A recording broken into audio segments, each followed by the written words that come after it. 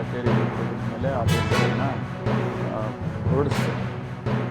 ಯಾಕೆಂದರೆ ಒಬ್ಬ ಸಚಿವರನ್ನ ಅನವಶ್ಯಕವಾಗಿ ಅಪಾದನೆ ಮಾಡ್ತಕ್ಕಂಥದ್ದು ಯಾವುದೇ ಸರ್ಕಾರಕ್ಕೂ ಸರಿ ಇರೋದಿಲ್ಲ. ಹಾಗಾಗಿ ಅದಕ್ಕೋಸ್ಕರ ಅವರ ಹೆಸರು ಕೂಡ ಡೆತ್ ನೋಟಲ್ಲಿ ಅವರ ಹೆಸರು ಕೂಡ ಇಲ್ಲ ಅಂತ ಹೇಳಿದ್ದಾರೆ ಇಲಾಖೆಯಲ್ಲಿ. ಹಾಗಿರುವಾಗ ಸುಮ್ಮನೆ ಅನವಶ್ಯಕವಾಗಿ ಸಚಿವರ ಹೆಸರನ್ನು ತೆಗೆದುಕೊಂಡು ಬಂದು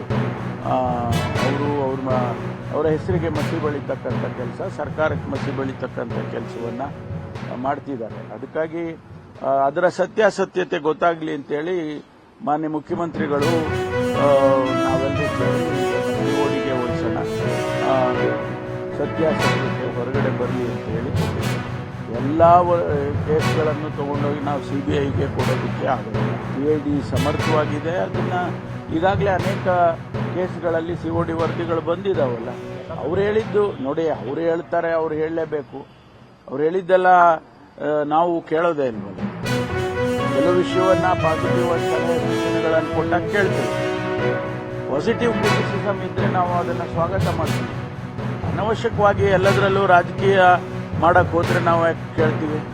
ಪ್ರಿಯಾಂಕಾ ಖರ್ಗೆ ಅವರು ರಾಜೀನಾಮೆಯನ್ನು ಕೊಡುವಂತ ಅಗತ್ಯ ಇಲ್ಲ.